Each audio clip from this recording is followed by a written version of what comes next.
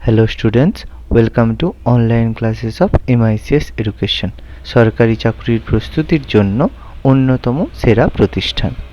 এখানে আপনারা WBCS, railway, PSC, SSC, school service commission, defence এবং অন্যান্য যে কোনো ধরনের রাজ্য সরকারের এবং কেন্দ্রীয় সরকারের চাকরির জন্য প্রস্তুতি নিতে পারেন ইংরেজি এবং বাংলা উভয় মাধ্যমেই। অভিজ্ঞ শিক্ষকের দ্বারা প্রশিক্ষণ দেওয়া হয়। এছাড়া প্রতি সপ্তাহে অনলাইন মক টেস্ট এবং প্রতি মাসে মাসিক মক টেস্টের মাধ্যমে আমরা ছাত্রদের সার্বিক মূল্যায়ন করে থাকি। এছাড়া সমস্ত ক্লাসের স্টাডি মেটেরিয়াল আমরা স্টুডেন্টদের পিডিএফ হিসেবেও প্রোভাইড করে থাকি।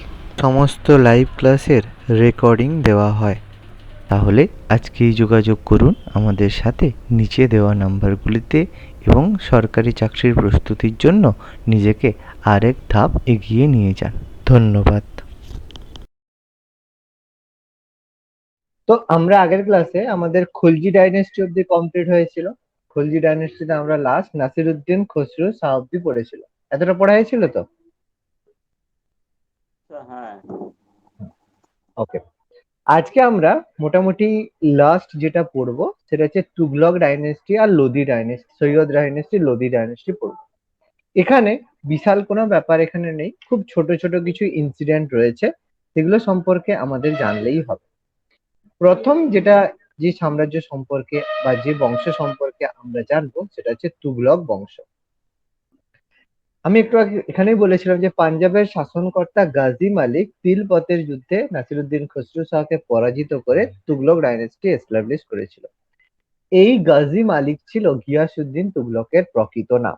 এটা খুবই ইম্পর্টেন্ট, আমাদের পরীক্ষা এসে থাকে যে গিয়াসউদ্দিন তুগলকের প্রকৃত নাম কে ছিল? গাজী মালিক, এবং তাকে তুগলক বংশের প্রতিষ্ঠাতা বা ফাউন্ডার বলা হয়ে থাকে। অলরেডি বললাম তিনি কি ছিলেন, তিনি তার রাজত্বকালে পাঞ্জাবের শাসনকর্তা হিসেবে নিযুক্ত ছিলেন, অলরেডি বলে দিয়েছি। তিনি তুগলকাবাদ শহরের প্রতিষ্ঠাতা। প্রচুর বার পরীক্ষা এসে থাকে যে তুগলকাবাদ শহরের ফাউন্ডার বা প্রতিষ্ঠাতা কে? বলতে হবে গিয়াসউদ্দিন তুগলক। তিনি কি করেছিলেন? কৃষি এবং সেচের উন্নতির জন্য রাজ্যের বিভিন্ন স্থানে তিনি কি করেছিলেন? সেচ ব্যবস্থা চালু করেছিলেন এবং তার সাথে সাথে বিভিন্ন রকমের খাল খনন করেছিলেন। খাল খনন করে সেচ ব্যবস্থা চালু করেছিলেন যাতে রাজ্যের মধ্যে প্রত্যেকে কৃষির বা যে চাষবাসের সুবিধা গ্রহণ করতে পারে। তিনি তার রাজ্যে মদ বিক্রি এবং উৎপাদন নিষিদ্ধ করেছিলেন। আবার একটা ভেরি ভেরি ভাইটাল ইনফরমেশন, তিনি ভূমি রাজস্ব হিসাবে 1/10 ধার্য করতেন। 1/10 ভূমি রাজস্ব ধার্য করতেন। আলাউদ্দিন খলজি কত কত ধার্য করতেন মনে আছে? 1/6, 1/6। আলাউদ্দিন খলজি ধার্য করতেন কতটা? 1/6। 1/6। চলো একটু দেখেই আসি আলাউদ্দিন খলজি কতটা ভূমি রাজস্ব ধার্য করতেন। কত? 50%। তাহলে মাথাটা একটু খুলতে হবে, 50% ভূমি রাজস্ব ধার্য করতেন আলাউদ্দিন খলজি। আর এখানে গিয়াসউদ্দিন তুগলক সেখানে 1/10 1/10 ধার্য করতেন এবং কৃষকদের তকভি ঋণ দানের ব্যবস্থা করতেন। তকভি ঋণ বলতে কি, যদি কোনো সময় বন্যা হয় বা কোনো কারণে ফসল উৎপন্ন না হয় তখন কৃষকরা কৃষকদেরকে ঋণ দেওয়া হয়, সেটাকে তকভি ঋণ বা তকভি ঋণ বলা হয়ে থাকে। এর ব্যবস্থা গিয়াসউদ্দিন তুগলক করেছিলেন। এরপর 1321 খ্রিস্টাব্দে তার পুত্রের নাম ছিল জুনা খাঁ, যাকে আমরা পাগলা রাজা বা মোহাম্মদ বিন তুগলক নামে জানি। তিনি ওয়ারেঙ্গেল জয়ে ব্যর্থ হয়েছিলেন, কিন্তু পরে 1323-এ জুনা খাঁ ওয়ারেঙ্গেল জয় করেছিলেন। ওয়ারেঙ্গেল আমাদের একটা ডাইনেস্টি রয়েছে, তোমাদের এটা পড়তে হবে না, যদি জেনারেল কম্বাইন্ড ব্যাচে পড়তে তখন এটা ওয়ারেঙ্গেল সম্পর্কে একটু জানবো যে অন্ধ্রপ্রদেশে একটা জায়গা রয়েছে ওয়ারেঙ্গেল। তো সেই রাজ্য জয় করে তিনি তার নামকরণ করেছিলেন সুলতানপুর। এবং গিয়াসউদ্দিন তুগলক বাংলা জয় করেছিলেন। বাংলা জয় করে যখন ফিরেছিলেন তখন গিয়াসউদ্দিন তুগলককে সম্বর্ধনা দেওয়ার জন্য একটা স্টেজ তৈরি করা হয়েছিল। সেই স্টেজ ভেঙে পড়ে গিয়াসউদ্দিন তুগলকের ডেথ বা মৃত্যু হয়েছিল। এবং এটাকে বিভিন্ন ঐতিহাসিক এটাকে অ্যাক্সিডেন্ট মনে করলেও আবার কিছু ঐতিহাসিক এবং পর্যটক যারা ইবন বতুতা, আব্দুল মালিক হাসামি, তিনি এই মৃত্যুর জন্য জুনা খাঁকে দায়ী করেন। বলা হয় যে জুনা খাঁ এমন স্টেজটা তৈরি করেছিলেন যেটা সামান্য আঘাতের ফলে ভেঙে পড়তে পারে। তো এটা নিয়ে ঐতিহাসিকদের মত পার্থক্য রয়েছে। কেউ বলেছেন এটা মার্ডার ছিল, কেউ বলেছেন ইট ওয়াজ অ্যান অ্যাক্সিডেন্ট। এরপর তাহলে গিয়াসউদ্দিন তুগলকের মৃত্যুর পরে সিংহাসনে বসবে তার পুত্র মোহাম্মদ বিন তুগলক। 1325 থেকে 1351 একটা লং টার্ম তিনি রাজত্ব করলেন এবং তার রাজত্বকাল একটা খুবই গুরুত্বপূর্ণ দিল্লি সালতানাতের মধ্যে। প্রকৃত নাম আমরা অলরেডি পড়েছি জুনা খাঁ, তাকে আমরা জানি পাগলা রাজা বলে বা বিপরীত গুণের সংমিশ্রণ এভাবেও বলি। আবার তাকে আমরা সুলতানি যুগের ক্যারাভেন হিসেবেও বলে থাকি। ক্যারাভেন মানে একজন ব্যক্তি যার বিভিন্ন ধরনের চরিত্রের আমরা উল্লেখ পাই, তাকে ক্যারাভেন বলা হয়ে থাকে। এবং তিনি একজন বিখ্যাত সুফি সন্ত ছিল, নিজামুদ্দিন আউলিয়া তার শিষ্য হিসেবে তিনি ছিলেন। তার মধ্যে আমরা যেহেতু তিনি বলা হয় দিল্লি সালতানাতের মধ্যে সবচেয়ে উচ্চ শিক্ষিত ছিলেন মোহাম্মদ বিন তুগলক। এই কারণে মোহাম্মদ বিন তুগলক কাউকে তার ধর্মের ভিত্তিতে পোস্ট দেওয়ার ক্ষেত্রে পক্ষপাতী ছিলেন না। তার মধ্যে উদার ধর্মীয় দৃষ্টিভঙ্গি দেখতে পাই এবং তিনি বহু হিন্দুকেও যোগ্যতা অনুযায়ী উচ্চ পদে নিযুক্ত করেছিলেন। তিনি প্রথমের দিকে খলিফার আনুগত্য স্বীকার না করলেও পরে বিদ্রোহের কারণে তার যে ফলোয়ার রয়েছে, তার যে ফলোয়ার বা আমাদের যাদের বলি কি বলে অভিজাতরা রয়েছে, তাদের প্রেসারে পড়ে তিনি পরে খলিফার আনুগত্য স্বীকার করতে বাধ্য হয়েছিলেন। এটা পরীক্ষায় আসে, কোন সুলতান প্রথমে খলিফার আনুগত্য স্বীকার করেননি, পরে করেছিলেন মোহাম্মদ বিন তুগলক। এবং তিনি দেখো উলেমাদের প্রতিপত্ত খর্ব করেন এবং তিনি মুদ্রায় নিজেকে সুলতান আল্লাহর ছায়া, অর্থাৎ বলা হয় জিন ইল্লাহ বা সুলতান আল্লাহর ছায়া, নিজের সম্পর্কে তিনি খোদাই করেন যে সুলতান হচ্ছে আল্লাহর ছায়া। অর্থাৎ তিনি মুদ্রায় নিজেকে আল্লাহর ছায়া বলে প্রচারিত করতেন। এবার তার রাজস্ব সংস্কারের মধ্যে কিছু ইনফরমেশন আমাদের জানতে হবে। তিনি রাজস্বের ক্ষেত্রে সংস্কারের জন্য দুটো দপ্তর গঠন করেছিলেন। একটা গুরুত্বপূর্ণ দপ্তর গঠন করেন, সেটা ছিল আমিন ই কোহি।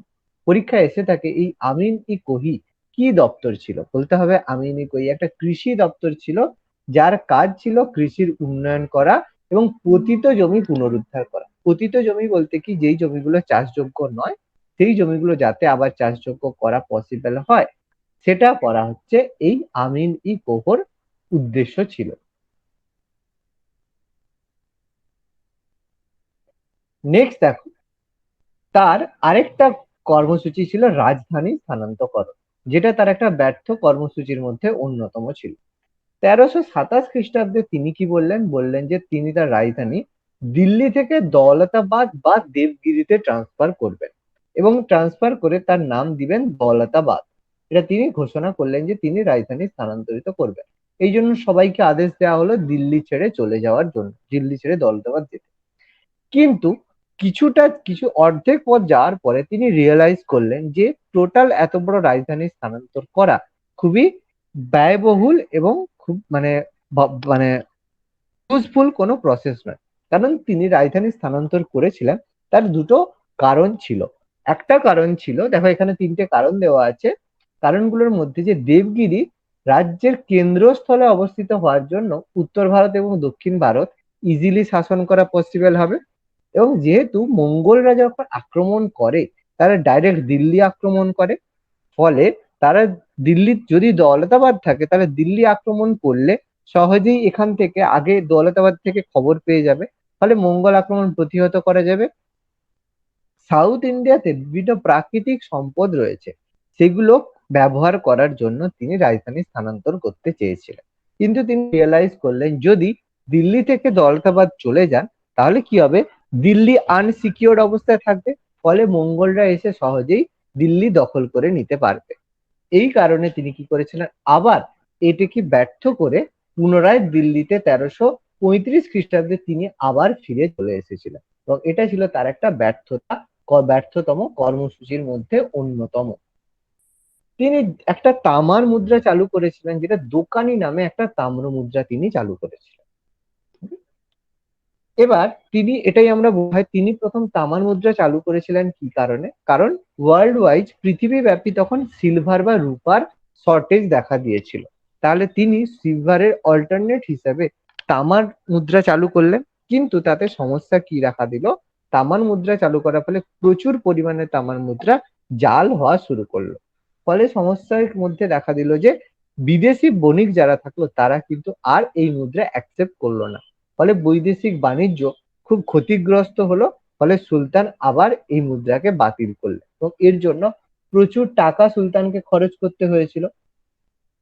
তার ব্যর্থ কর্মসূচির মধ্যে আমরা এখানে বলেছি গঙ্গা যমুনা অঞ্চলে দোয়াবের বৃদ্ধি করেছিল।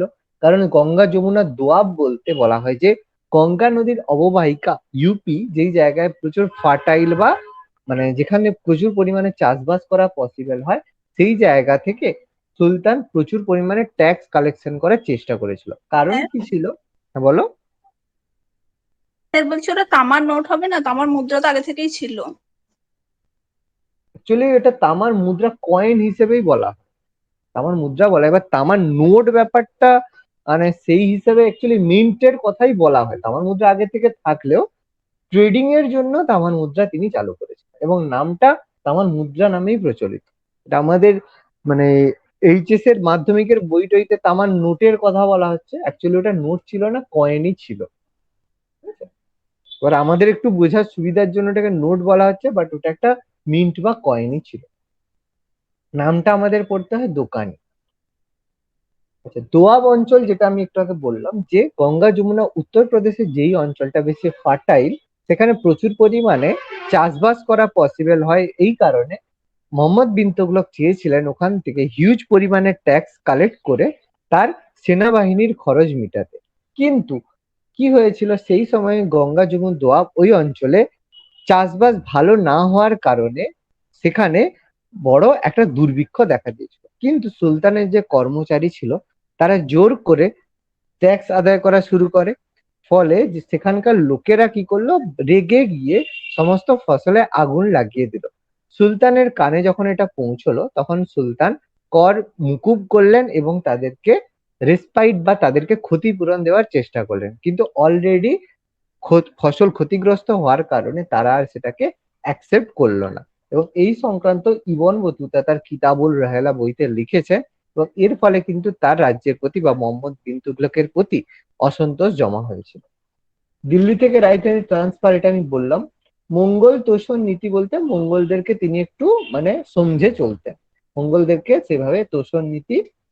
তিনি মধ্য এশিয়ার কুর্মাঞ্চল কারাজল বা কুর্মাঞ্চল অভিযান করেছিলেন, ব্যর্থ অভিযান। খোরাসান বা ইরাক অভিযান তিনি করেছিলেন, দখল করার চেষ্টা করেছিলেন, কিন্তু এত দূর থেকে সেনা গিয়ে জয় করা সম্ভব ছিল না। এই জন্য এতে প্রচুর পরিমাণে অর্থ খরচ হয়েছিল। এটাও তার ব্যর্থ কর্মসূচি ছিল। এবং তিনি বিভিন্ন প্রতীকী মুদ্রার প্রচলন করেছিলেন, যেগুলো কয়েনি সিস্টেম বলা হয়। প্রতীকী মুদ্রা, তামার মুদ্রা চালু করেছিলেন, যেটাও তার বিখ্যাত ব্যর্থ কর্মসূচির মধ্যে রয়েছে। তার রাজত্বকালে খুবই ভেরি ভেরি ইম্পর্টেন্ট, আফ্রিকার মরক্কো থেকে এসেছিল ইবন বতুতা। এবং মরক্কো থেকে আসা ইবন বতুতা যে বিখ্যাত বই লিখেছিলেন সেটার নাম হচ্ছে কিতাব উল রাহেলা, বা যেটাকে আমরা বলি সফরনামা। এবং দিল্লি সালতানাতের মধ্যে এই কিতাব উল রাহেলা বইটাকে সব থেকে গুরুত্বপূর্ণ সোর্স বা ঐতিহাসিক গুরুত্ব কিতাব উল রাহেলা সব থেকে বেশি মনে করা হয়। কারণ কি, এর আগে যতগুলো বই লেখা হয়েছে প্রত্যেকটাই কোনো না কোনো দিল্লি সালতানাতের দিল্লি সুলতানের সময় লেখা হয়েছে এবং প্রত্যেকে লিখেছে সেই দিল্লি সুলতানের সভায় বসে। ফলে নিশ্চয়ই সেই রাজা যদি কোনো খারাপ কাজ করে থাকে বা কোনো মানে কাজ করে থাকে, ফলে সেই যে লেখককে এক্সিকিউট বা ফাঁসি দেওয়া হতে পারে, ফলে লেখক একটা ভয়ের মধ্যে থাকে। কিন্তু ইবন বতুতা কিতাবুল রাহেলাটা লিখেছিলেন আফ্রিকার মরক্কোতে ফিরে গিয়ে।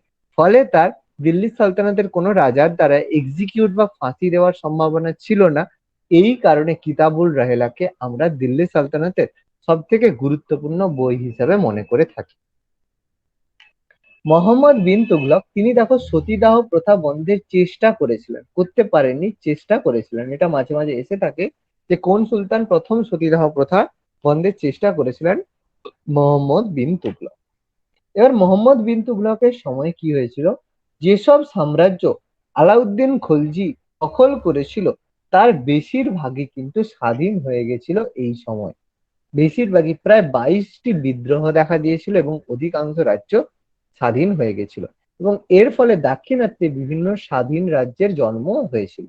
তার মধ্যে গুরুত্বপূর্ণ ছিল 1336 সালে বিজয়নগর সাম্রাজ্য, যার রাজধানী হাম্পি কর্ণাটকে অবস্থিত।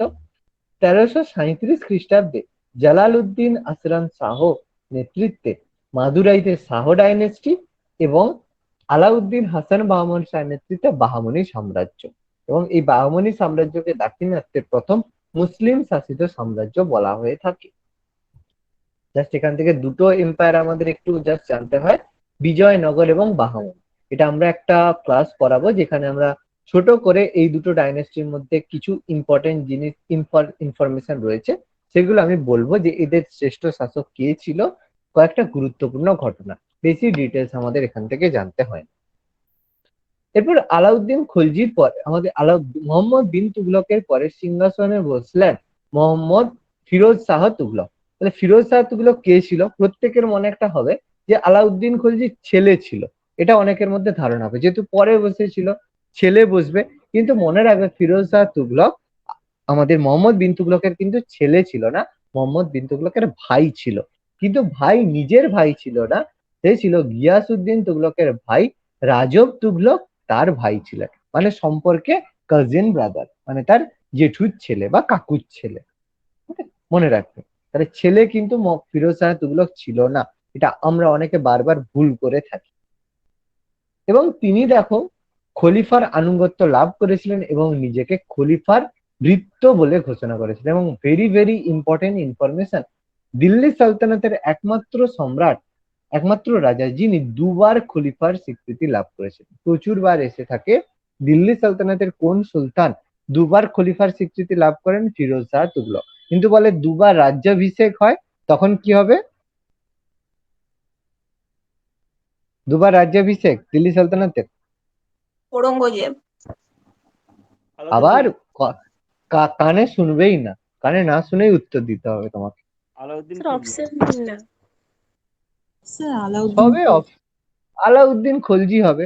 দিল্লি সালতানাত বলছি, সেখানে ঔরঙ্গজেব কেন বলছো? মুঘলদের ঔরঙ্গজেব। কোনো মানে হয়?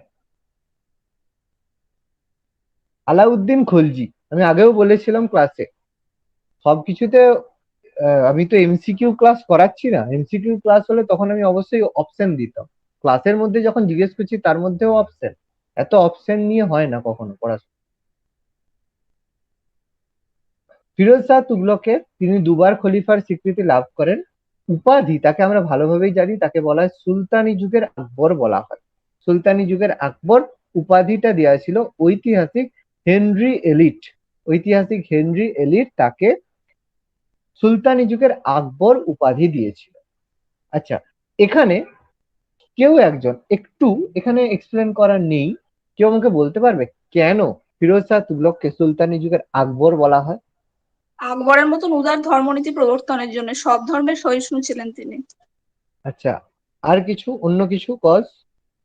একটাই অরিজিনালি এটা সব ধর্মের প্রতি সহিষ্ণু যেটা আকবর ছিল, এখানে তুমি এর মধ্যে সব ধর্মের প্রতি সহিষ্ণু যদি বলো তাহলে জিজিয়া কোরআন কর তুলে দিয়েছিলেন যেটা অহিন্দুদের ছিল।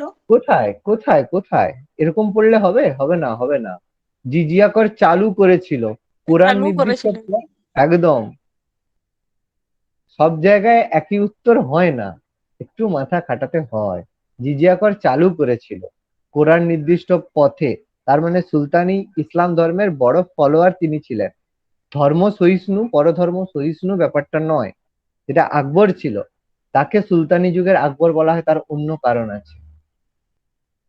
সব জায়গায় একই উত্তর দিলে হবে না, ভাবতে হবে। কারণ সুলতানি যুগের আকবর বলা হয় একটা মেন কারণ হচ্ছে এর আগে যে দিল্লি সালতানাতের যেসব রাজারা ছিল তাদের যে শাস্তি প্রদান করা হতো সেটা ব্রুটাল ছিল। ব্রুটাল বলতে কি, কারো অঙ্গচ্ছেদ বা নৃশংসভাবে তাদেরকে শাস্তি দেওয়া হতো, যেটা খুবই প্যাথেটিক শাস্তি। ফিরোজ শাহ তুগলক এসে সেই সব প্যাথেটিক শাস্তি, যেটা হচ্ছে ব্রুটাল শাস্তি, মানে হাত কেটে দেওয়া বা তাকে গরম মানে তেলের মধ্যে তাকে হচ্ছে দিয়ে টর্চার করা, এইসব শাস্তি তাদেরকে দেয়া হতো দিল্লি সালতানাতে। ফিরোজ শাহ তুগলক এসে এইসব ব্রুটাল শাস্তি বন্ধ করেছিলেন এবং তার সাথে সাথে অবশ্যই রাজস্ব সংক্রান্ত অনেক মানে যে আহ, উন্নতির জন্য, রাজস্ব উন্নতি বা প্রজাদের যাতে উন্নতি হয় সেই জন্য কাজ তিনি করেছেন। এই দুটো কজের জন্য তাকে সুলতানি যুগের আকবর বলা হয়। পরধর্ম সহিষ্ণুতা সব জায়গায় অ্যান্সার সেম অ্যান্সার ফিট করলে হবে না, কখনোই পরধর্ম সহিষ্ণু ফিরোজ শাহ তুগলক অন্তত ছিলেন না। ওকে, তার আত্মজীবনীর নাম ফুতুয়াত ই ফিরোজ শাহী, এটা আমরা প্রচুর ভুল করে থাকি। ফুতুয়াত আ ফিরোজ শাহী ছিল তার আত্মজীবনীর নাম, কিন্তু তারিক ই ফিরোজ শাহী এটা ছিল তার বায়োগ্রাফি। দুটোর মধ্যে পার্থক্য, একটা বায়োগ্রাফি একটা অটোবায়োগ্রাফি। যেটা তিনি নিজে লিখেছিলেন যেটা অটোবায়োগ্রাফি, সেটার নাম হচ্ছে ফুতুয়াত ই ফিরোজ শাহী। আমরা কিন্তু তারিক ই ফিরোজ শাহী বললে অপশন দিল যে ফিরোজ শাহ তুগলকের আত্মজীবনীর নাম কি, বলে দিল তারিক ই ফিরোজ শাহী। অন্ধের মতো অ্যান্সার দিবে, কারণ দেখবে না ভালো করে। কেয়ারফুলি মনে রাখবে, তারিক ই ফিরোজ শাহী তার বায়োগ্রাফি ছিল, নট অটোবায়োগ্রাফি। দুটোর মধ্যে পার্থক্য বুঝবে। তার বায়োগ্রাফি লিখেছিল জিয়াজউদ্দিন বারনি। তারিক ই ফিরোজ শাহী বই তার বায়োগ্রাফি লিখেছিল। আরেকজন লিখেছিল শামস ই সিরাজ আসিফ, তিনিও তার একজন স্বভাব ঐতিহাসিক ছিলেন, তিনিও লিখেছিলেন তারিক ই ফিরোজ শাহী। সেম বুক, সেম টাইটেল, দুজন আলাদা রাইটার, দুটোই ফিরোজ শাহ তুগলকের বায়োগ্রাফি। পরীক্ষায় যখন অপশন দেবে তখন দুজন একসাথে অপশন কখনো দেবে না। যদি একসাথে দুজন অপশন দিয়ে থাকে, পরীক্ষা স্ট্রেট ফরওয়ার্ড ছেড়ে দিয়ে আসবে, কারণ এটা আলাদা করে বলা পসিবল নয় কোনটা অপশন হবে। দুটো অপশন দেবে না, যে কোনো একটা অপশন দেবে। সেম টাইটেলের দুটো বই, তারিক ই ফিরোজ শাহী, দুটোই ফিরোজ শাহ তুগলকের বায়োগ্রাফি। একটা জিয়াজউদ্দিন বারনির লেখা, আর একটা সামজি সিরাজ আসিফের লেখা। ওকে, দেখো তিনি কি করেছিলেন, তার দাগ ও হুলিয়া প্রথা তুলে দিয়েছিলেন। দাগ ও হুলিয়া আমরা জানি যে ঘোড়াকে চিহ্নিতকরণ আর প্রজাদের বিবরণী। কে চালু করেছিল দাগ ও হুলিয়া? আলাউদ্দিন খলজি। আলাউদ্দিন খলজি চালু করেছিল দাগ ও হুলিয়া, সেটা তিনি তুলে দিয়েছিলেন। এছাড়া তিনি ব্রাহ্মণদের উপর জিজিয়া কর চালু করেছিলেন। তিনি বিভিন্ন ধরনের যে 24 ধরনের কর ছিল সেগুলোকে তিনি তুলে দিয়েছিলেন। তুলে দিয়ে কোরআন নির্ধারিত, যে কোরআনে যে করগুলোর কথা বলা আছে সেই নির্ধারিত 4টে কর তিনি চালু করেছিলেন। যেটা ছিল খারাজ, ছিল খামোশ, জাকত এবং জিজিয়া। পরীক্ষায় এসে থাকে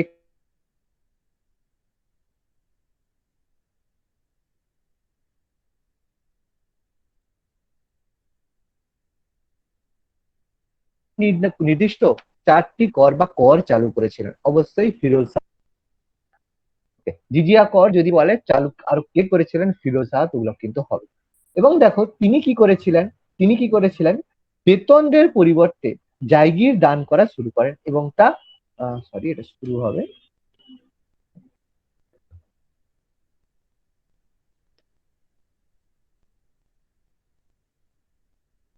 বেতনের পরিবর্তে তিনি কি করেছিলেন, জায়গির দান করা। কারণ আলাউদ্দিন খলজি আমরা পড়েছিলাম আলাউদ্দিন খলজি কি করেছিলেন, নগদ বেতন দেওয়া শুরু করেছিলেন, কিন্তু তিনি কি করেছিলেন আবার পুনরায় জায়গির দান করা শুরু করেন। এবং সব থেকে ইম্পর্টেন্ট যেটা আমাদের জানতে চাই, যে জায়গির প্রথাকে বংশানুক্রমিক করেন কে, Firoz Shah Tughlaq. Very very important information.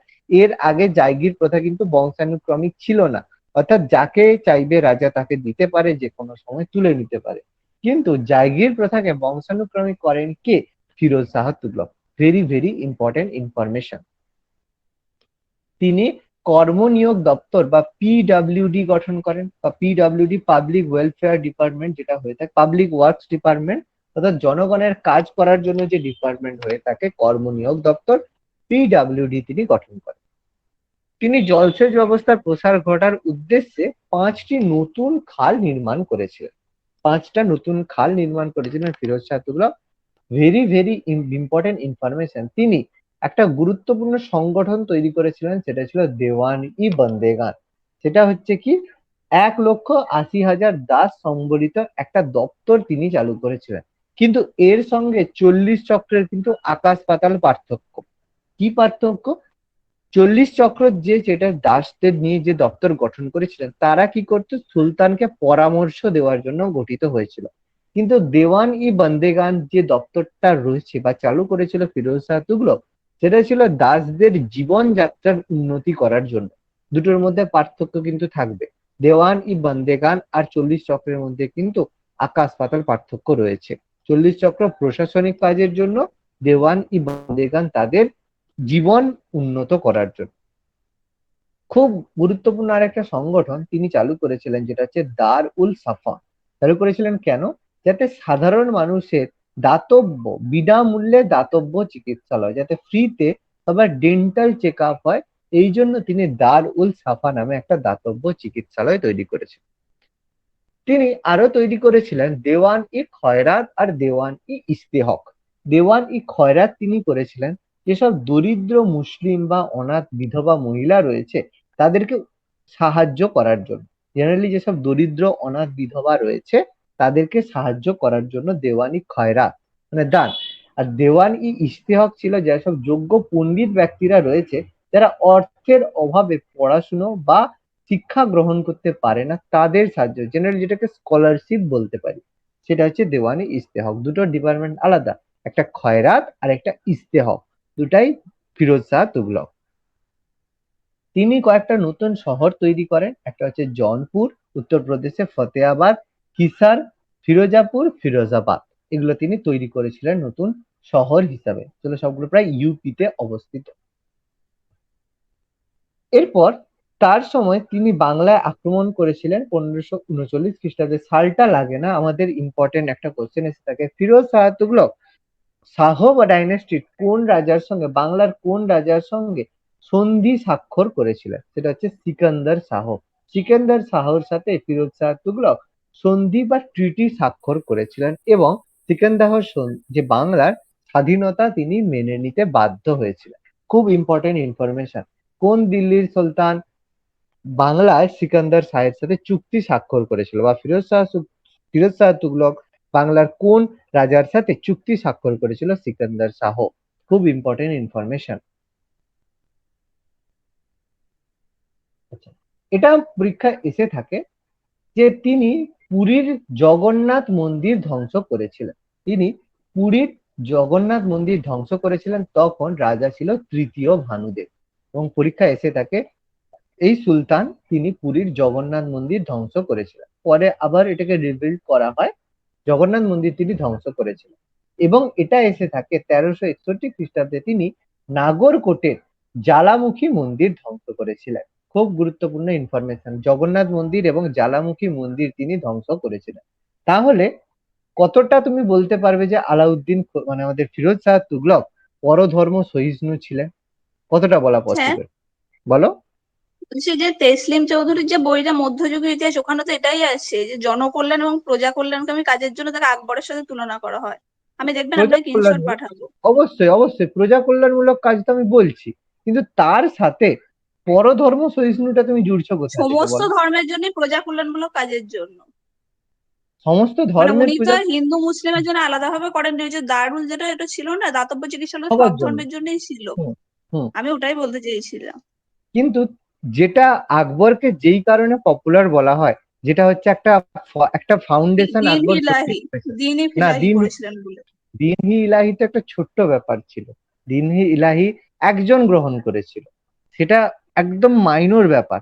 যেটা অরিজিনালি যার জন্য আকবরকে মানে সবচেয়ে বড় লেভেলে তৈরি করা হয়, সেটা হচ্ছে ইবাদত খানা। ইবাদত ইবাদ খানা। বোঝা গেছে? ইবাদত খানায় কি হতো? প্রত্যেক সব ধর্মের ধর্মের লোকেরা মানুষরা এসে উপাসনা গৃহ ছিল। উপাসনা বা নিজের মতামত স্বাধীনভাবে রাখতে পারত। এর সঙ্গে ওর আকাশ পাতাল পার্থক্য। একটা রিজিয়নের মধ্যে সবাইকে তুমি হেল্প করছো ধর্ম নির্বিশেষে, সেটার সঙ্গে আরেকটা জায়গায় তুমি সবাইকে ধর্ম প্রচার করতে সুযোগ দিচ্ছ, আলোচনা করতে সুযোগ দিচ্ছ। দুটোর মধ্যে আকাশ পাতাল পার্থক্য নেই? পার্থক্য বোঝো, আকাশ পাতাল পার্থক্য। কিন্তু হেল্প সবাইকে করতে পারো, কিন্তু ধর্ম প্রচার বা তাদের ধর্ম সম্পর্কে মতামত কিন্তু ফিরোজ শাহ তুগলক কিন্তু কখনোই সেই পারমিশন দেয়নি। হিন্দুদেরকে ধর্ম প্রচারের পারমিশন কখনোই দেয়নি। কোনো হিন্দুকে তার কোর্টে নিয়োগ করেছিল? কখনো করেনি। এই পার্থক্যটা বোঝো, যেটা মোহাম্মদ বিন তুগলক করেছিল। দুটোর পার্থক্য বুঝতে পারছো মধুকৃষ্ণা? হ্যাঁ স্যার। এই পার্থক্যগুলো কি টার্ম গুলো আমাদের বুঝতে হবে। আমি তোমাকে বারবার বলছি, বই পড়া খুবই ভালো, কিন্তু অন্ধের মতো পড়বে না, একটু ক্রস চেকিং করে পড়বে। যত ক্রস চেকিং করে পড়বে ইনফরমেশন পাবে। একটা জায়গায় লেখা আছে মানে সেটা নয়, অন্ধের মতো পড়তে আমি বারবার না বলছি। মানে আমি ওটাই বুঝতে চাইছিলাম যে সব ধর্মের মানুষকে হেল্প করতো আর কি, মানে ধর্ম নির্বিশেষে। ওকে, এরপর দেখো সিংহাসনে বসলো, তারপর দ্বিতীয় গিয়াসউদ্দিন তুগলক, আবু বকর, এগুলো নিয়ে পরীক্ষায় কখনোই কোনো জায়গাতেই কোশ্চেন আসে না। জাস্ট ক্রোনোলজি মেনটেনের জন্য প্রত্যেকের কথা এখানে বলা রয়েছে, এগুলো আমাদের জানার কোনো সেরকম দরকার নেই। ওকে, শুধু এখানে জানতে হবে কি জিনিসটা, যে তুগলক বংশের শেষ রাজা কে ছিলেন? নাসিরুদ্দিন মাহমুদ শাহ। এর সাথে আবার দরবেশ সুলতানকে গুলোবে না, দরবেশ সুলতান গিয়াসুদ্দিন তুগলকের আগে ছিল, আর নাসিরুদ্দিন মাহমুদ শাহ তুগলক বংশের শেষ সুলতান ছিল। সেম নাম, দুজন আলাদা ব্যক্তি। এবং তার সম্পর্কে মনে রাখতে হবে তিনি ছিলেন তুগলক বংশের শেষ রাজা। বাকি তার সময় 1398 খ্রিস্টাব্দে তৈমুর লং ভারত আক্রমণ করেছেন। দুর্ধর্ষ মঙ্গল নেতা তৈমুর লং ভারত আক্রমণ করে মাহমুদ শাহকে নাসিরুদ্দিন মাহমুদ শাহকে পরাজিত করেছিলেন। এর ফলে তিনি হয় গুজরাটে পালিয়ে গিয়েছিলেন। মাহমুদ শাহকে পরাজিত করলে তিনি গুজরাটে পালিয়ে যান এবং 1413 খ্রিস্টাব্দে তার মৃত্যু হয়। এবং তৈমুর লং ভারত ছেড়ে যাওয়ার আগে খিজির খাঁকে মুলতান, লাহোর এবং দীপাপুলের শাসনকর্তা হিসেবে নিযুক্ত করে যান। খিজির খাঁকে তার প্রশাসনিক শাসনকর্তা হিসেবে নিযুক্ত করে। ফলে খিজির খাঁ কি করবে? ইন্ডিপেন্ডেন্ট ভাবে নিজস্ব সাম্রাজ্য গঠন করবে, এবং সেটাই আমরা পরের ডাইনেস্টি সৈয়দ ডাইনেস্টিতে দেখবো। সৈয়দ ডাইনেস্টিতে খুব কোনো সেরকম কোনো ইনফরমেশন নেই, ছোট্ট ডাইনেস্টি। তাহলে সৈয়দ ডাইনেস্টি ফাউন্ডার কাকে বলবো? 1414 খ্রিস্টাব্দে খিজির খাঁকে আমরা সৈয়দ ডাইনেস্টির ফাউন্ডার বলবো। তাকে তৈমুর খাঁ নিয়োগ করে গিয়েছিলেন প্রশাসনিক শাসনকর্তা হিসাবে। তিনি কি করেছিলেন? তিনি প্রথম তুর্কি শাসনের অবসান ঘটান। কারণ দিল্লিতে এর আগে যারা শাসক ছিল তুর্কি শাসক ছিল, এবং পরীক্ষায় বলা হয় যে দিল্লিতে তুর্কি শাসনের অবসান করেন কে? খিজির খান কে বলা হয়ে থাকে তুর্কি শাসনের অবসান। এবং very very very very vital information, তিনি নিজেকে হজরত মোহাম্মদের বংশধর হিসাবে বলতেন। প্রচুর বার পরীক্ষায় কোশ্চেনটা এসেছে, দিল্লির কোন সুলতান নিজেকে হজরত মোহাম্মদের বংশধর হিসাবে বলতেন? এবার তারপরে সিংহাসনে বসলেন তার পুত্র মুবারক শাহ। তিনি সিংহাসনে বসে কি করলেন? শাহ উপাধি গ্রহণ করলেন। তাহলে তিনি সিংহাসনে পরীক্ষায় আসে কোশ্চেনটা, কোন কোন সৈয়দ সম্রাট প্রথম শাহ উপাধি গ্রহণ করেছিলেন? এবং তিনি বাকি এর সম্পর্কে ইম্পর্টেন্ট ইনফরমেশন মুবারক শাহ সম্পর্কে, যে তার ঐতিহাসিকের নাম কি ছিল? ইয়াহিয়া বিন সিরহিন্দি। তার লেখা বিখ্যাত বই ছিল তারিখ-ই মুবারক শাহী, যেটা ফার্সি ভাষায় লেখা। খুব ইম্পর্টেন্ট ইনফরমেশন যে মুবারক শাহ উপাধি গ্রহণ করেন, ঐতিহাসিক ছিল সিরহিন্দি। মাঝে মাঝে বলে সিরহিন্দির লেখা বই থেকে বা তারিখ-ই মুবারক শাহী থেকে আমরা কোন রাজার সম্পর্কে জানতে পারি? মুবারক শাহ। বাকি তারপর মোহাম্মদ শাহ অযোগ্য শাসক, আলাউদ্দিন আলম শাহ সৈয়দ বংশের শেষ সুলতান। সৈয়দ বংশের শেষ সুলতান ছিলেন আলাউদ্দিন আলম শাহ। তার রাজত্বকালে কি হয়? তার রাজত্বকালে বহলুল লোদি তিনি দিল্লি আক্রমণ করেন। দিল্লি আক্রমণ করে দিল্লিতে লোদি ডাইনেস্টি বা লোদি সাম্রাজ্য স্থাপন করলেন। তার মানে সৈয়দ ডাইনেস্টিতে কোনো ইনফরমেশন সেভাবে ইম্পর্টেন্ট নয়, ভেরি শর্ট কিছু ইনফরমেশন আছে, জাস্ট আমাদের একটু দেখে নিলেই হবে, 2-3টে ইনফরমেশন। এবার আমাদের একটু ছোট্টভাবে একটু ইনফরমেশন রয়েছে লোদীদের সম্পর্কে। বাহলুল লোদী দিল্লি লোদী বংশের প্রতিষ্ঠা বলা হয় এবং তাকে লোদীদের প্রথমে ভারতে আফগান রাজ্য, আমি বলেছিলাম যে আমাদের দিল্লি সালতানাতকে আমরা ইন্দো আফগান আমাদের বলেছিলাম তুর্কো আফগান বংশ বলে থাকি। তুর্কো আফগান, কেন তুর্কো আফগান বলি? কারণ তুর্কিরা ছিল, এবং আফগান বংশ বললে আমরা লোদী বংশ বলি। কিন্তু আরেকটা জিনিস মনে রাখবে, বলেছিলাম জালালউদ্দিন খলজি কিন্তু একজন আফগান শাসক ছিলেন, কিন্তু জালালউদ্দিন খলজির যে খলজি বংশ কিন্তু আফগান বংশ নয়, খলজি বংশ কিন্তু তুর্কি বংশ। কিন্তু জালালউদ্দিন খলজি নিজে একজন আফগান শাসক ছিলেন, এটা কিন্তু মনে রাখবে। তাহলে যদি পরীক্ষায় আসে দিল্লির প্রথম আফগান শাসক কে, অপশনে বাহলুল লোদিও থাকবে, জালালউদ্দিন খলজিও থাকবে। অপশনে তোমরা ভাববে হ্যাঁ স্যার তো বলেছিল যে আফগান সাম্রাজ্য লোদি বংশ ছিল, তার মানে অবশ্যই ফাউন্ডার বাহলুল লোদি হবে, অ্যান্সার কিন্তু ভুল হয়ে যাবে। মনে রাখবে জালালউদ্দিন খলজি কিন্তু একজন আফগান শাসক ছিলেন, এটা কিন্তু আমাদের ভুল হবে। বারবার বলছি কথাটা, এগুলো কিন্তু আমাদের মনে রাখতে হবে। ওকে, তাহলে অবশ্যই লোদিরা এসে ভারতে প্রথম আফগান রাজ্য গঠন করবে, এবং আফগান রাজ্য গঠনের পরে আর দরকার নেই এখানে, হ্যাঁ, বহলুল লোদি তামার মুদ্রা বহললি চালু করেছে, প্রচুর ইম্পর্টেন্ট। বহললি বহললি এটা পরীক্ষা এসে থাকে। বহললি এক ধরনের তামার মুদ্রা ছিল, সোনার মুদ্রা ছিল, না কপার মুদ্রা ছিল? মনে রাখতে হবে বহলুল লোদি বহললি এক ধরনের তাম্র মুদ্রা ছিল। ওকে, এরপর বহলুল লোদির পরে সিংহাসনে বসলেন তার সুযোগ্য পুত্র সিকান্দার লোদি, এবং অবশ্যই তাকে লোদি বংশের শ্রেষ্ঠ সুলতান বা বেস্ট সুলতান বা শ্রেষ্ঠ সুলতান আমরা বলবো। তার প্রকৃত নাম ছিল নিজাম খান, এটা মাঝে মাঝে এসে থাকে। নিজাম খান বলতে আবার হায়দ্রাবাদের নিজামের কথা বলবে না, নিজাম খান ছিল সিকান্দার লোদির প্রকৃত নাম। এটা খুব খুব এসে থাকে যে লাল ফুল ছদ্ম নামে তিনি বহু ফার্সি কবিতা রচনা করেন। আরেকজন বিখ্যাত মুঘল সম্রাট ছিল যিনি কবিতা লিখতেন, কে ছিল? কে ছিল? বাবর। বাবর না, ঠিক আছে বাবা, আমি বলতে যাচ্ছিলাম যে নিরক্ষর, তারপরে মনে পড়লো না বাবরের তো অটোবায়োগ্রাফি আছে। না, বাবর ফার্সি নয়। ভাষা। হুম, আমি ওটা বলতে যাচ্ছিলাম না, ঠিক বাবর নয়, অ্যাকচুয়ালি অ্যান্সার বাবর নয়। বাবর স্যার কবিতা লিখতো আকবর। না, বাবর। বলো। আকবর? আকবর নিরক্ষর ছিল। হ্যাঁ স্যার, আকবরের এই জন্য নিরক্ষর অটোবায়োগ্রাফি। ছিলাম তো জানি। হ্যাঁ, কবিতা লিখতেন আরেকজন। জাহাঙ্গীর হবে। জাহাঙ্গীর নয়, জাহাঙ্গীর পৃষ্ঠপোষক ছিলেন কিন্তু কবিতা লিখতেন না। একমাত্র ছিল দ্বিতীয় বাহাদুর শাহ। মনে রাখবে লাস্ট যে মুঘল সম্রাট দ্বিতীয় বাহাদুর শাহ, তিনি জাফর ছদ্মনামে কবিতা লিখতেন। মুঘল সম্রাটের মধ্যে একমাত্র যিনি কবিতা লিখতেন সেটা হচ্ছে আমাদের দ্বিতীয় বাহাদুর শাহ, শেষ মুঘল সম্রাট। ওকে, আর এখানে লালপুর ছদ্মনামে কবিতা লিখতেন লোদি ডাইনেস্টির সিকান্দার লোদি। এরপর দেখো একটা ইম্পর্টেন্ট ইনফরমেশন, তিনি বাংলার সুলতান আলাউদ্দিন হোসেন শাহর সঙ্গে অনাক্রমণ চুক্তি স্বাক্ষর করেছিলেন। Very very important. দেখো দুটোর মধ্যে আমাদের গুলিয়ে যাওয়ার আরেকটা জায়গা, ফিরোজ শাহ তুগলক তিনি সাইন করেছিলেন, চুক্তি স্বাক্ষর করেছিলেন কার সঙ্গে? সিকান্দার শাহর সঙ্গে। মনে আছে বাংলার শাসক সিকান্দার শাহের সাথে চুক্তি স্বাক্ষর করেছিলেন, আর আমাদের সিকান্দার লোদি স্বাক্ষর কার করলেন? সেই শাহ ডাইনেস্টির রাজা আলাউদ্দিন হোসেন শাহের সাথে। দুটো যেন গুলিয়ে না যায়। ওকে, এরপর দেখো তিনি পুনরায় জিজিয়া কর আরোপ করেছিলেন, অমুসলমানদের উপর জিজিয়া কর আরোপ করেছিলেন।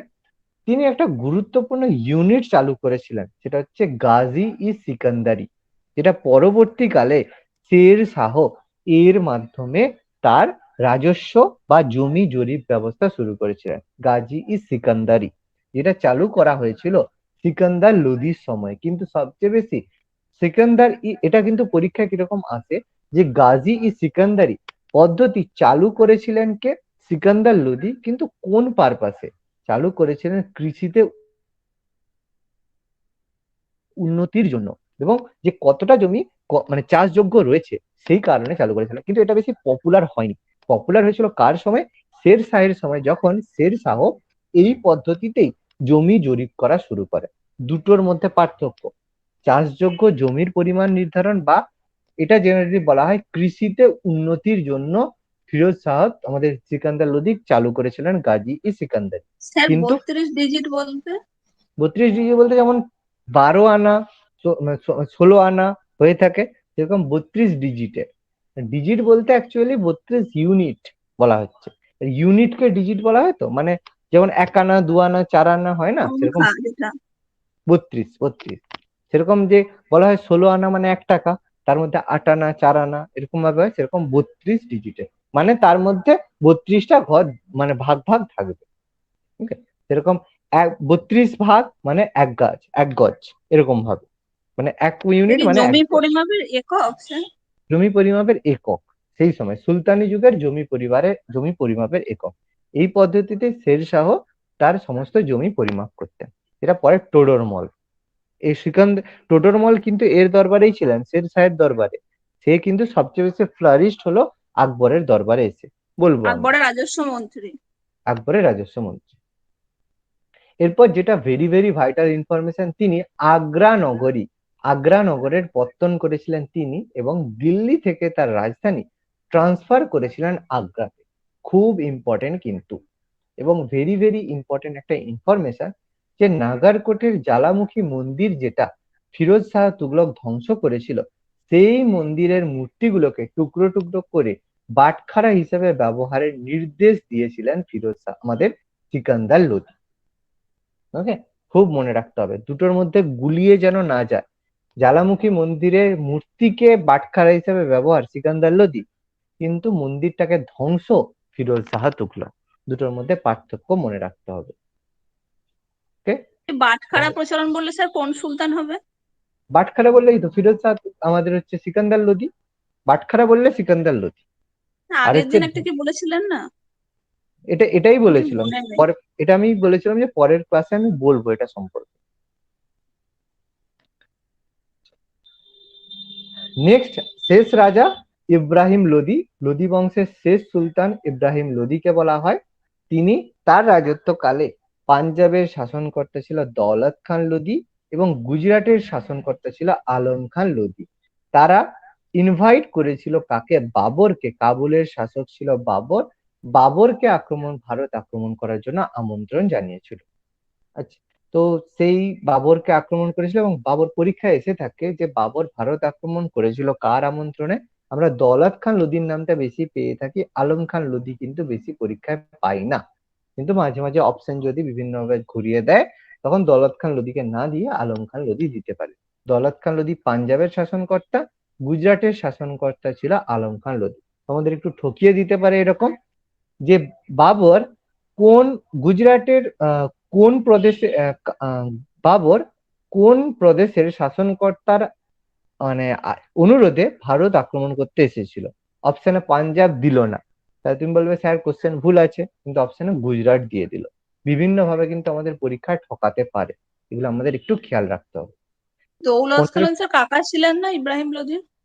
অবভিয়াসলি রিলেটিভ, তো রিলেটিভ না হলে আর কে কে এইগুলো করবে?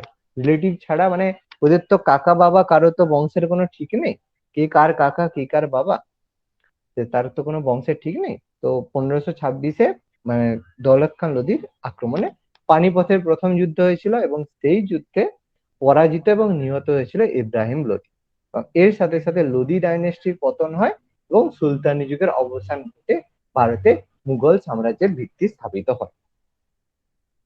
ওকে, এগুলো লাগবে না, এখানে ছোট্ট কিছু ইনফরমেশন রয়েছে, এগুলো তোমাদের লাগবে না। এখানে কিছু জিনিস আমি তোমাদের ইম্পর্টেন্ট বলছি, যে দিল্লির প্রথম সুলতান হিসাবে খলিফার স্বীকৃতি লাভ করেছিল কে? ইলতুৎমিশ। তাকে খলিফা সুলতান ই আজম উপাধি দিয়েছিল। আমি বলেছিলাম গিয়াসউদ্দিন বলবন নিজেকে ঈশ্বরের ছায়া বলতেন, কিন্তু নিজেকে কখনো খলিফা বললেন। তিনি মুদ্রায় বলবন নিজেকে খুতবা, এটা দরকার নেই,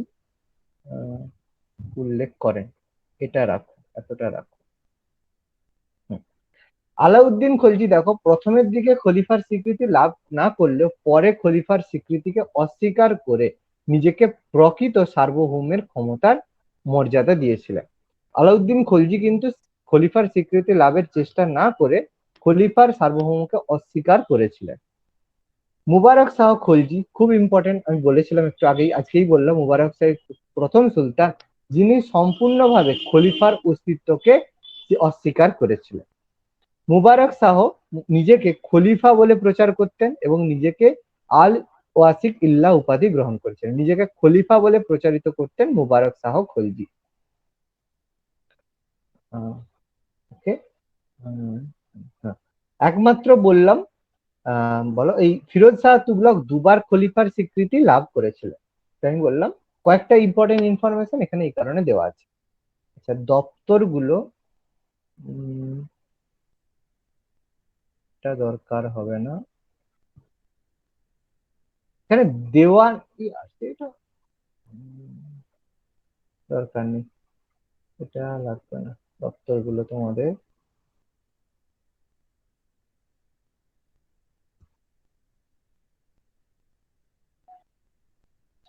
এখানে একটা ইম্পর্টেন্ট জিনিস তোমাদের লাগবে, সুলতানি যুগের লেখা বিভিন্ন বই, বুক সম্পর্কে আমাদের কিছু জিনিস জানতে হবে। এটা আমাদের একটু ইম্পর্টেন্ট জায়গা, যে সেই সময় এই যে বুকগুলো আমি দেখাচ্ছি, দেশীয় সাহিত্য কিছু জীবনীমূলক, কিছু আত্মজীবনীমূলক। দেশীয় সাহিত্যের মধ্যে প্রত্যেকটা বই দেখো, তাবাকাত ই নাসিরি রচয়িতা মিনহাজুল সিরাজ, তাজ উল মাসির হাসান নিজামি, খাজাহান উল ফুতুহ, আমির খসরু, মিফরাত উল ফুতুহ আমির খসরু, যেটা জালালউদ্দিন ফিরোজ খলজি সম্পর্কিত লেখা, তারিখ ই ইলাহি আমির খসরু। জীবনীর মধ্যে তারিখ ই ফিরোজ শাহী জিয়াজউদ্দিন বারানি, তুগলক নামা আমির খসরু, তারিখ ই মুবারক শাহী ইয়াহুদ্দিন বিন সারহান্দি। কার সম্পর্কে লেখা? আর আত্মজীবনী ফুতুয়াত ই ফিরোজ শাহী ফিরোজ শাহ তুগলকের অটোবায়োগ্রাফি, আর ফুতুয়াত উল সাতাদিন যে রচয়িতা আব্দুল হাসান নিজামি। এটা কার অটোবায়োগ্রাফি বলতো? ফুতুয়াত উল সালাতিন। ও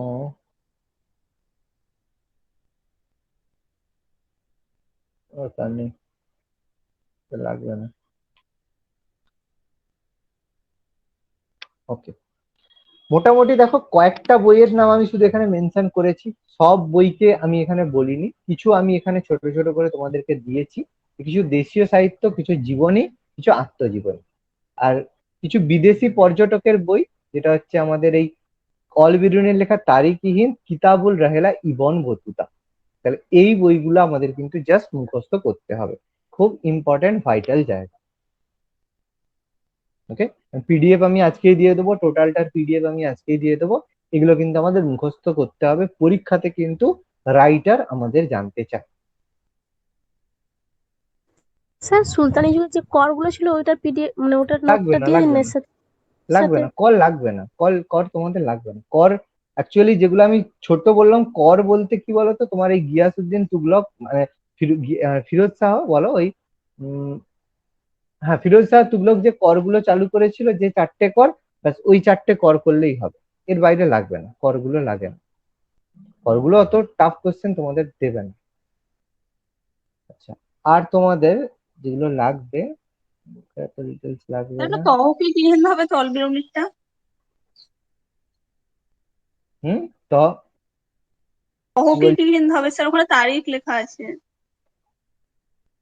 তারিখহীন আর তহকিহীন কি আলাদা? সেম তো বই গো।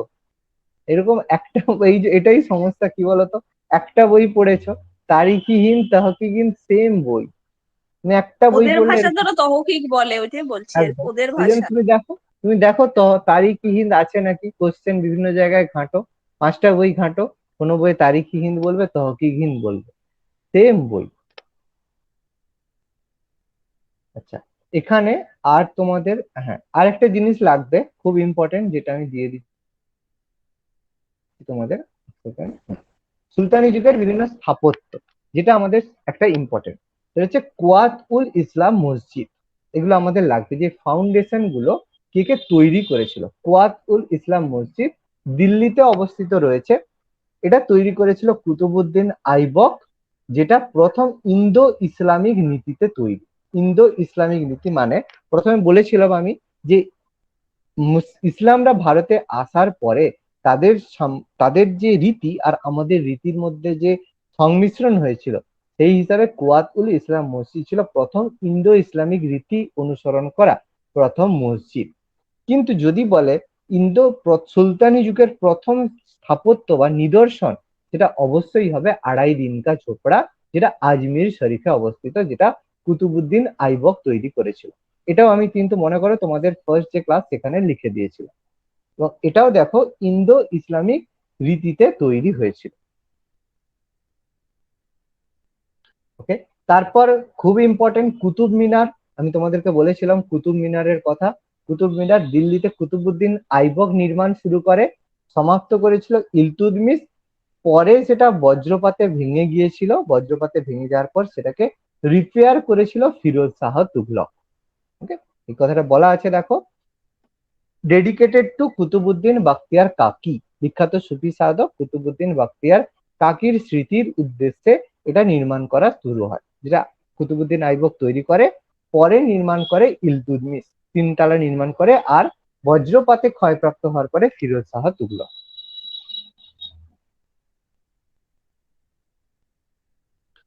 ওকে, নেক্সট আলাই দরওয়াজা, খুবই গুরুত্বপূর্ণ, যেটা আমি আগের দিনই বলেছিলাম, যেটা হচ্ছে কুতুব মিনারের প্রবেশদ্বার বলা হয়। যেটা অবশ্যই আমাদের ফতেপুর সিক্রিতে অবস্থিত, আলাউদ্দিন খলজি তৈরি করেছিল কুতুব মিনারের প্রবেশদ্বার, যদিও ফতেপুর সিক্রি পরে আকবরের সময় তৈরি হয়। ইলতুৎমিশের সমাধি ভারতের প্রথম ইসলামীয় স্থাপত্যের নিদর্শন, ভারতীয় প্রথম ইসলামীয় সমাধির নিদর্শন, প্রথম সমাধি, যেটা সমাধি কোনো সুলতান মৃত্যুর পরে যে সমাধি, সেটা কিন্তু প্রথম ইসলামীয় সমাধির নিদর্শন আমরা বলে থাকি ইলতুৎমিশের সমাধি, যেটা কুয়াতুল ইসলাম মসজিদের কাছে তৈরি। এটা লাগবে না। আচ্ছা, গোল গম্বুজটা আমাদের আছে বিজাপুরে তৈরি হয়েছে, বিজাপুরে অবস্থিত গোল গম্বুজ, যেটা মোহাম্মদ আদিল শাহ তৈরি করেছিল। এটা একমাত্র গম্বুজ যেটা কোনো স্তম্ভ অবলম্বন ছাড়া তৈরি হয়েছিল। আচ্ছা, চাঁদ মিনার, আলাউদ্দিন বাহমনি, এটা আমাদের বাহমনি সাম্রাজ্য পড়ানো হয়নি। এটা চাঁদ মিনার আর চার মিনারের মধ্যে যেন গুলিয়ে না যায়। চাঁদ মিনার দৌলতাবাদে তৈরি হয়েছিল মহারাষ্ট্র, আলাউদ্দিন বাহমনি, যেটা কুতুব মিনারের অনুকরণে, কুতুব মিনারের মতো অনুকরণে তৈরি করা হয়েছিল। আদিনা মসজিদ পান্ডুয়াতে, খুব ভাইটাল, সিকান্দার শাহ তৈরি করেছিল। দরকার নেই, জাস্ট। আচ্ছা, এখানে ছোট সোনা মসজিদ, বাংলাতে হুসেন শাহ, বাংলাদেশে অবস্থিত নবাবগঞ্জে হুসেন শাহ তৈরি করেছিল। আর বড় সোনা মসজিদ যেটা হচ্ছে গৌড় মালদাতে অবস্থিত, যেটা নসরত শাহ তৈরি করেছিল। জাস্ট মনে রাখতে হবে যে কে তৈরি করেছিল। সিরি আমি অলরেডি বলেছি আলাউদ্দিন খলজি তৈরি করেছিল মঙ্গল আক্রমণ থেকে নিজেকে রক্ষা করার জন্য।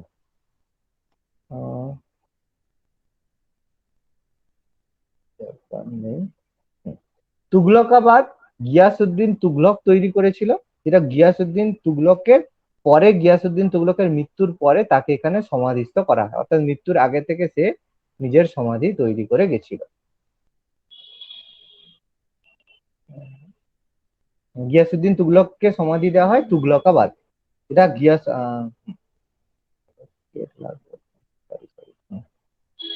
আচ্ছা, নেক্সট আর জাহাপানা শহর মোহাম্মদ বিন তুগলক। আচ্ছা, ফিরোজাবাদ ফিরোজ শাহ তুগলক। এখানে একটা জিনিস, এই যে তোপারা স্তম্ভলেখা ফিরোজ শাহ তুগলক, বলেছিলাম অশোকের যে স্তম্ভলেখটা, সেটা দিল্লিতে নিয়ে এসেছিল। এটা আমরা যখন মৌর্য সাম্রাজ্য পড়াচ্ছিলাম তখন এটা আমি বলেছিলাম, জাস্ট এখানে রাখলাম। সিকান্দার লোদির সমাধি তৈরি করেছিল ইব্রাহিম লোদি, যেটা লোদি গার্ডেনে অবস্থিত, বলবানে।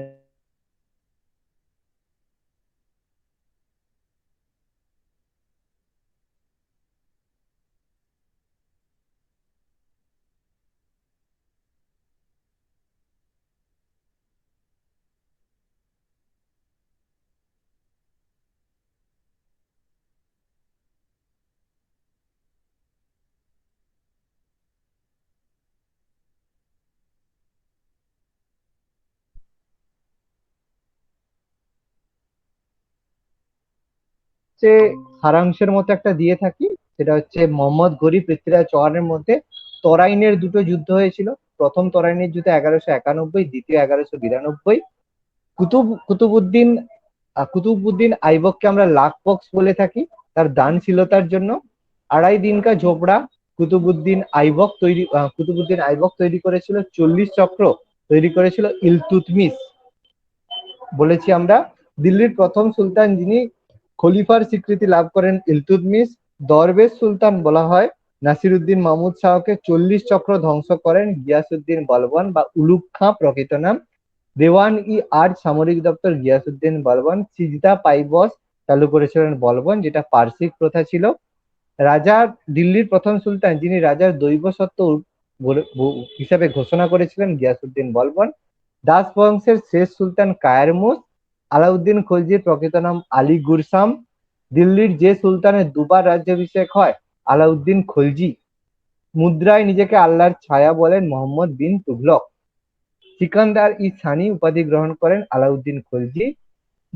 মসজিদ ধ্বংস করে রাজসভায় মূর্তি পূজা প্রচলন করেন নাসিরউদ্দিন মাহমুদ শাহ। দিল্লির শেষ সুলতান নাসিরউদ্দিন খসরু শাহ। গাজী উপাধি গিয়াসউদ্দিন তুগলক। কৃষি দপ্তর আমিন-ই-কোহি। কর্মসংস্থান দপ্তর দেওয়ানি খোয়াইজে।